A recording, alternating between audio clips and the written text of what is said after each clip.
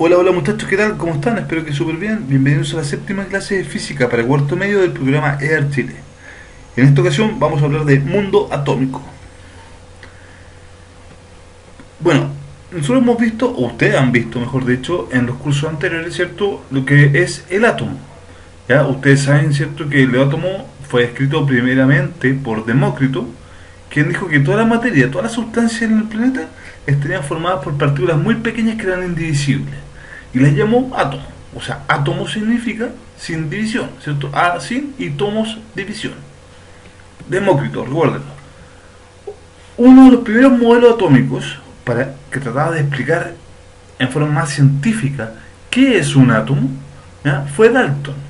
Dalton publicó su teoría atómica en 1805, ¿ya?, en la cual postuló distintos postulados, ¿ya?, por dentro de los cuales lo más importante está que los elementos están formados por partículas que son muy pequeñas, que son llamadas átomos, y que son indivisibles y que no se pueden destruir. Es la mínima unidad de la materia. Dalton también dijo que todos los átomos de un mismo elemento, ¿ya?, son idénticos en su masa y en otras propiedades. Para Dalton, el átomo era como una pequeña esfera, una pequeña bolita, y todas las sustancias estarían formadas por estas bolitas.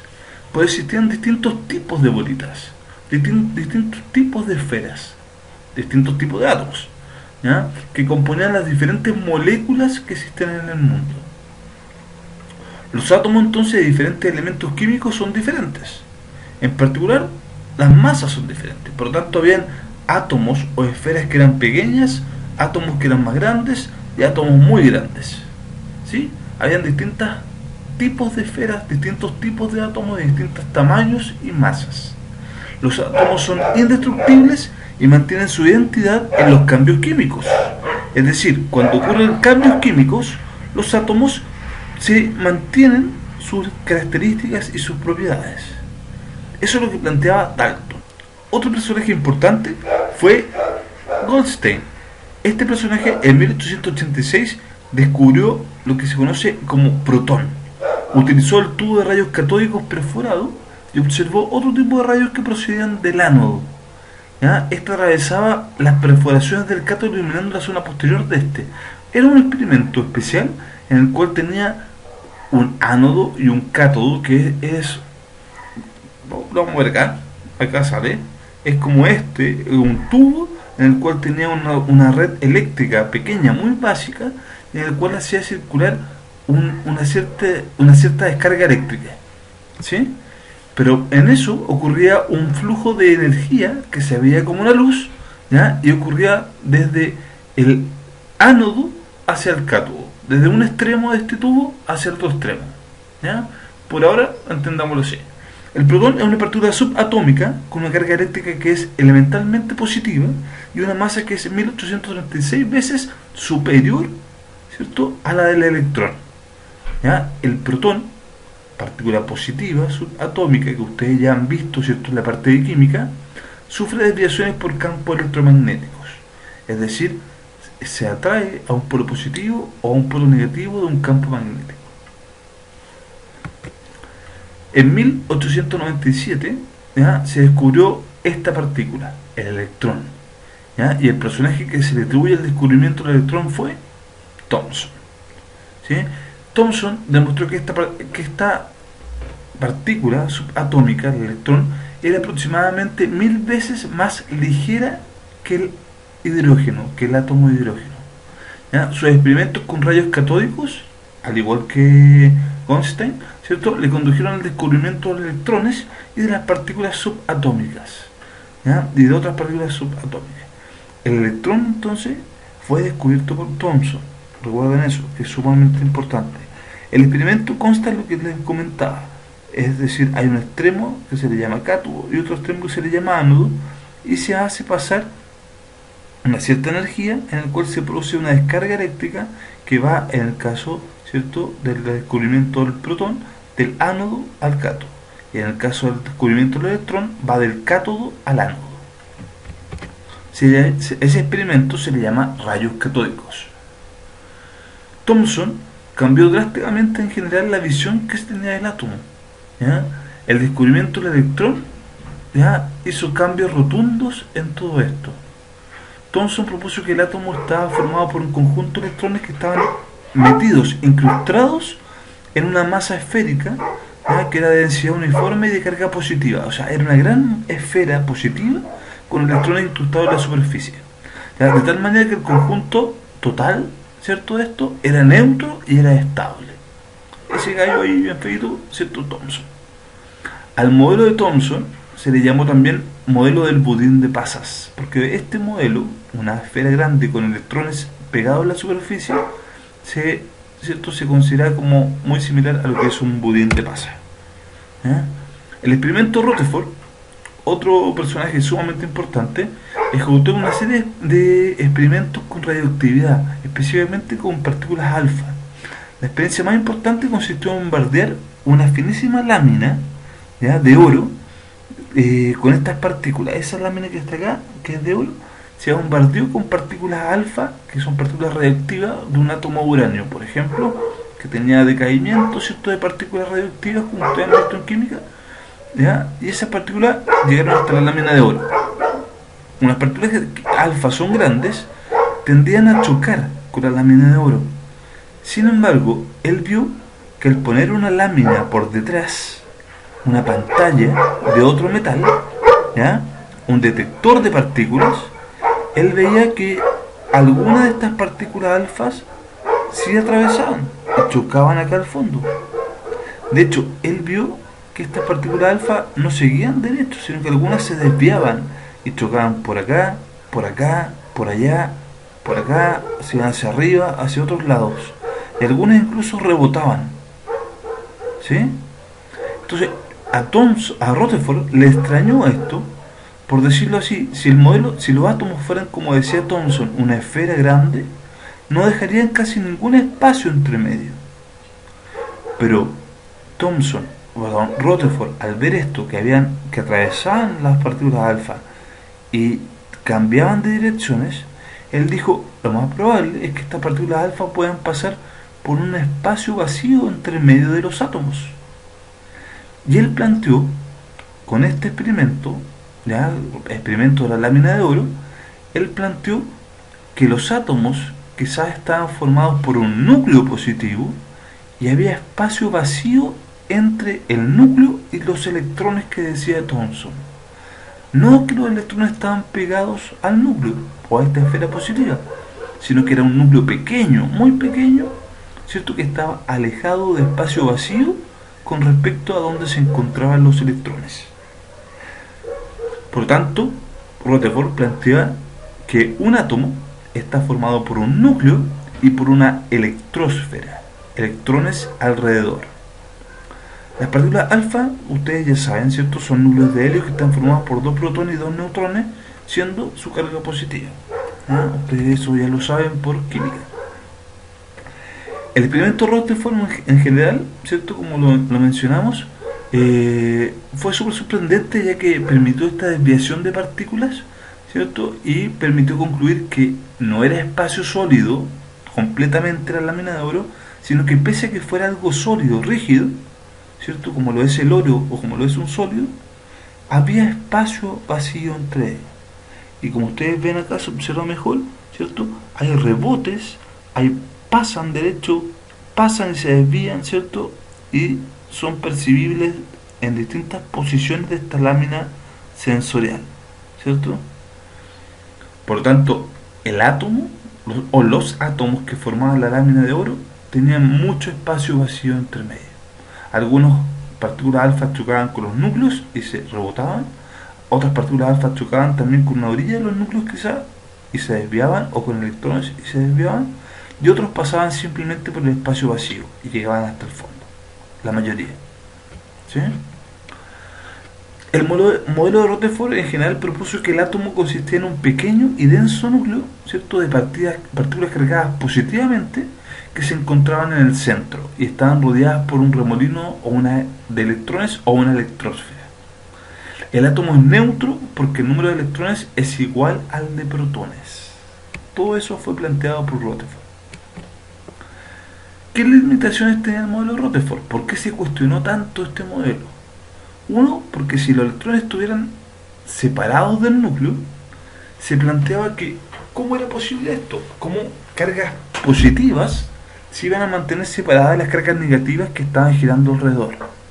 ¿Por qué? Porque las cargas negativas, si giraban alrededor, después de un tiempo tendrían que terminar acercándose al núcleo, ¿cierto? Y colapsando, ¿no? Ocurriendo una catástrofe atómica. No explicaba entonces estos aspectos atómicos, ¿ya? Tuvo que ocurrir después otros personajes para poder explicar eso. El neutrón fue descubierto por Chadwick, ¿ya? Este personaje trabajó con Rutherford también en el modelo atómico y contribuyó mucho al modelo, a mejorar el modelo atómico de Rutherford, ¿ya? Él planteaba entonces que el núcleo estaba formado por pequeñas partículas cargadas positivamente, acompañadas de otras partículas del mismo tamaño y de la misma masa, pero sin carga, que eran los neutrones. Los núcleos entonces de todos los átomos, con excepción de la forma más común del hidrógeno, también contenían neutrones aparte de los protones, y los electrones estaban separados. Ahora, si hablamos de la teoría mecánico-cuántica, la teoría mecánico-cuántica tiene distintos postulados. Estos son los conocidos postulados de Planck. ¿Ah? La materia está formada por partículas que oscilan emitiendo energía en forma de radiación electromagnética. La energía que emiten estas partículas no pueden tener cualquier valor, sino que dan solo algunos valores que son múltiplos de una cantidad discreta de energía, son paquetes de energía. ¿Ah? El valor de la energía de un cuanto o de un quantum es directamente proporcional a la frecuencia de la radiación emitida. Es decir, la energía de un quantum o cuanto es igual a una constante de Planck, ¿ya? Que tiene este valor por la frecuencia de la radiación emitida, ¿ya? Es decir, Planck postula que en cierto modo que todas las partículas tienen una cierta energía asociada y emiten una cierta energía, y esto permitía explicar cómo es que se mantiene, ¿cierto?, la energía en estas partículas. No se les va a preguntar por la energía de un quantum, ¿ya? Eso no es necesario que ustedes lo aprendan. Acá yo los pongo más que nada para que ustedes tengan noción de que hay ciertas teorías que se hablaron y permitieron definir, ¿cierto?, cómo se mantiene la energía en estas partículas subatómicas. La interacción radiación electromagnética con la materia. El efecto fotoeléctrico, esto sí es preguntable, ¿ya?, es la emisión de electrones de un metal cuando sobre él incide radiación electromagnética. O sea, hay radiación electromagnética como la luz visible o la ultravioleta, y llega un metal, y este metal suelta electrones, hace que esos electrones se exciten y abandonen los átomos que están formando el metal, saliendo de él. Esto es una emisión de electrones, ¿cierto?, de un metal, también llamado efecto fotoeléctrico. Eso, en otras palabras, permite que un cierto material capte la luz y la transforme en electrones moviéndose, ¿sí? Y ustedes saben qué es electrones moviéndose: corriente eléctrica, ¿sí? Así funcionan los ciertos paneles solares, por ejemplo, que tienen un efecto fotoeléctrico. Está el efecto Compton, ¿ya? Consiste en un aumento de la longitud de onda de un fotón de rayo X, ¿ya?, cuando choca con un electrón libre y pierde parte de su energía. La frecuencia o longitud de onda de la radiación que se dispersa va a depender únicamente de la dirección de dispersión. O sea, tengo un átomo, va a una energía, choca con un electrón y esa energía tiene un cambio de dirección, ¿sí? La frecuencia de esa longitud, que también cambia, ¿ya?, va a depender entonces de la dirección de dispersión, o sea, en qué dirección sale, ¿ya? Y eso va a depender de cada átomo. Lo importante es que ustedes sepan que siempre una energía, una onda electromagnética, se puede desviar al chocar con un electrón. En la teoría mecánico cuántica está el modelo de Bohr. Bohr o Niels Bohr ¿ya? Propone un nuevo modelo atómico en el cual se mantiene la estructura planetaria que había propuesto Rutherford. Acuérdense que el modelo de Rutherford también se le conocía como modelo planetario, ¿ya? Pero acá se utilizan principios cuánticos. Acá es el primer personaje que habla de energías en un átomo, ¿ya? Introduce una serie de condiciones sobre el comportamiento del electrón que resuelvan el problema de inestabilidad del modelo atómico de Rutherford. O sea, Bohr trata de explicar por qué solo ese electrón no se va y colapsa con el núcleo, ¿sí? Para realizar su modelo utiliza el átomo de hidrógeno con un protón, ¿cierto?, en el núcleo, girando a su alrededor un electrón. Así es el átomo de hidrógeno, un protón en su núcleo y un electrón que gira alrededor. Bohr aplica la hipótesis cuántica realizada por Planck, ¿ya?, en 1900. El modelo de Bohr plantea que el electrón se mueve siguiendo órbitas circulares alrededor del núcleo, llamadas órbitas electrónicas, como lo que se ve acá, ¿cierto? Distintas órbitas, con un electrón que se mueve en forma circular, así como un planeta se mueve alrededor del Sol.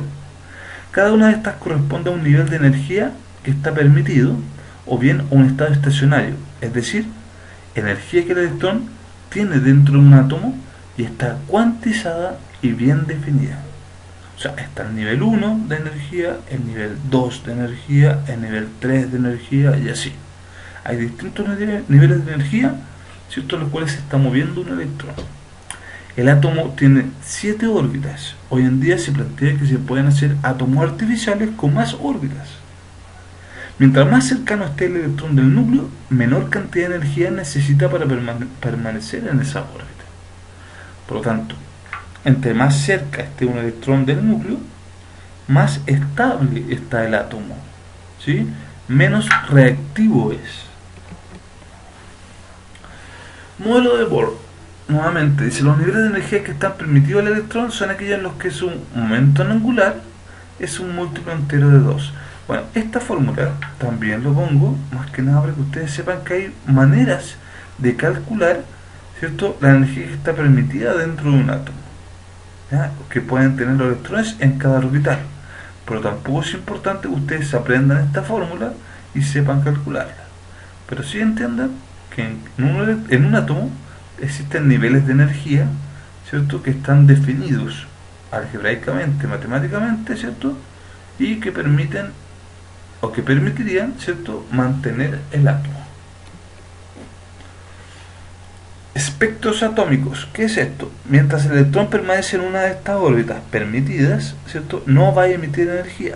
Pero cuando el electrón baja de un nivel energético que tiene mucha energía a un nivel energético que tiene poca energía, va a liberar esa energía, ¿cierto?, en forma de luz. O sea, si un electrón que está en un nivel de mucha energía pasa a un nivel de menor energía, tiene que perder energía. Y para poder hacer eso, libera luz, ¿sí? Tiene un efecto fotolumínico. Cuando el electrón sube de nivel, es decir, está en un nivel de poca energía y quiere pasar a un nivel que se necesita mucha energía, tiene que de alguna forma ganar o absorber esa energía. Y eso lo puede hacer, ¿cierto?, absorbiendo calor o absorbiendo, por ejemplo, luz.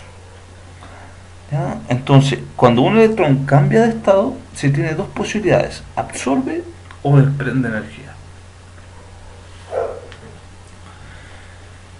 La incompatibilidad del modelo de Bohr, ¿ya?, con la realidad se refiere a que el modelo de Bohr fue abandonado porque no había una concordancia con los espectros atómicos que contienen varios electrones, ¿ya? Por ejemplo, otros átomos que eran diferentes del átomo de hidrógeno, ¿ya?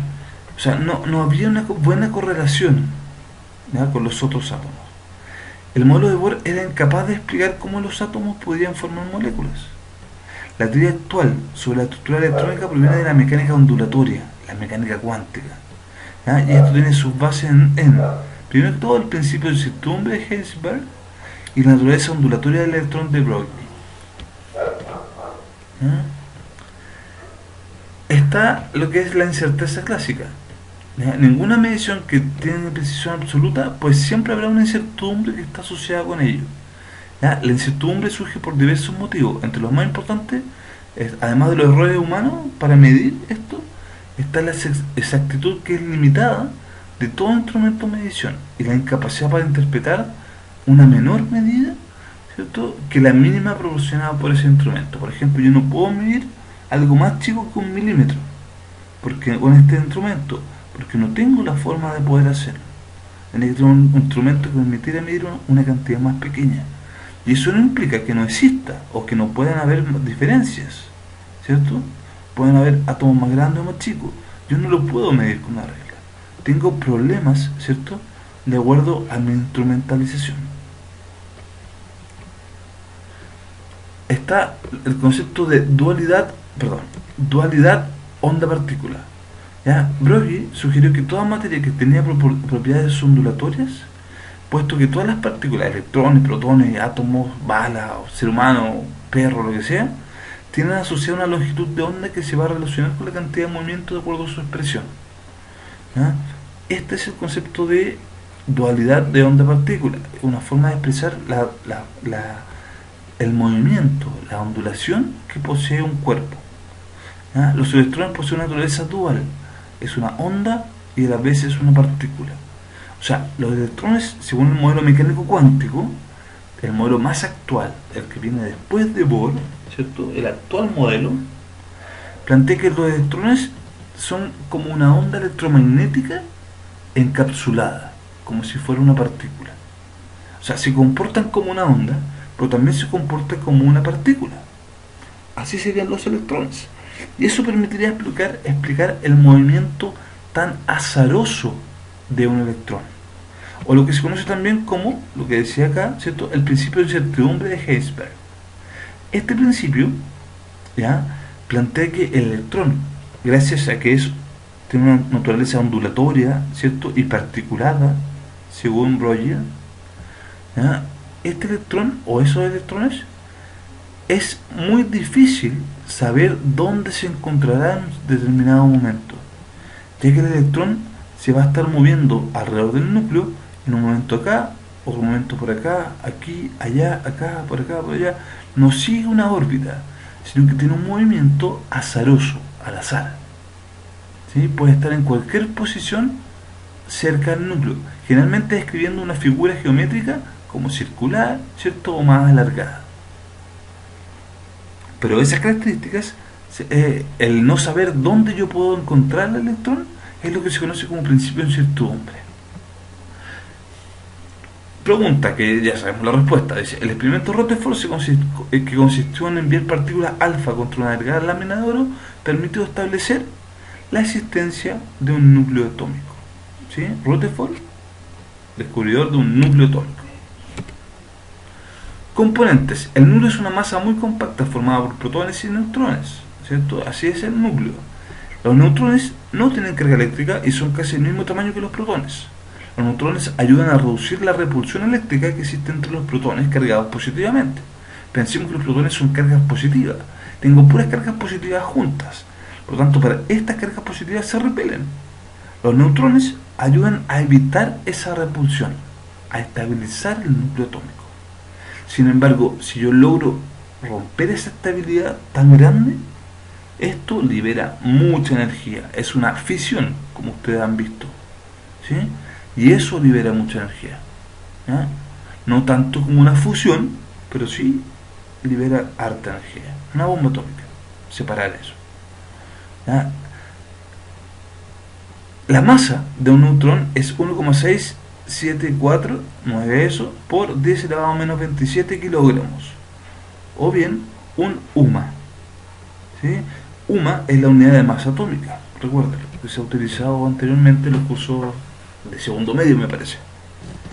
Otro componente importante del núcleo, ¿ya?, corresponde al giro al spin, que esto es el giro del electrón dentro del mismo orbital. ¿Ya? Es un orbital lleno.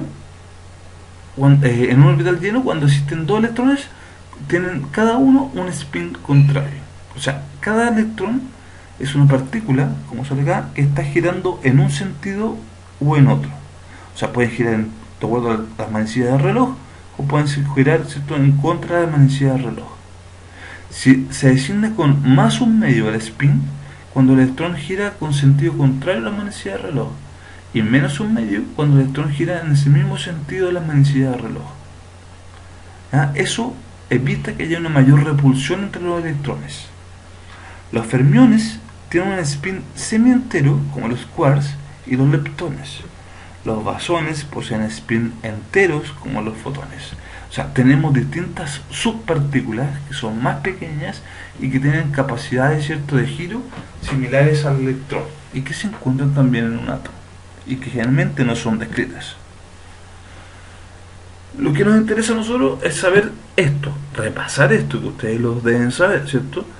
Algunas notaciones de los elementos químicos. Por ejemplo, el número atómico se asigna con una Z, ¿ya? E indica el número de protones que posee un átomo. Si el átomo está neutro, también indica el número de electrones y es lo que permite hacer la configuración electrónica, ¿ya? El número atómico. El número másico, designado por una A, corresponde a la cantidad, que es a una cantidad que es la suma de los protones más neutrones, ¿ya? Por lo tanto, siempre es mayor al Z, igual o mayor al Z. O sea, si no tuviera neutrones este átomo, sería igual al número atómico. Si tiene un protón, aunque sea, este número va a ser mayor. La posición no siempre es el número másico arriba y el número atómico abajo. Pueden tener distintas posiciones. Puede estar uno a la izquierda, otro a la derecha, ¿cierto? Uno arriba y otro abajo, uno en diagonal y el otro abajo. No importa eso. Pueden tener distintas posiciones, ¿ya? El número de neutrones generalmente no aparece en el símbolo, pero ustedes lo pueden calcular restándole el número másico al número atómico. O sea, si el número másico es 12 y el número atómico es 6 o es 7, pónganse ustedes, esto sería 12 menos 7. La cantidad de neutrones serían 5.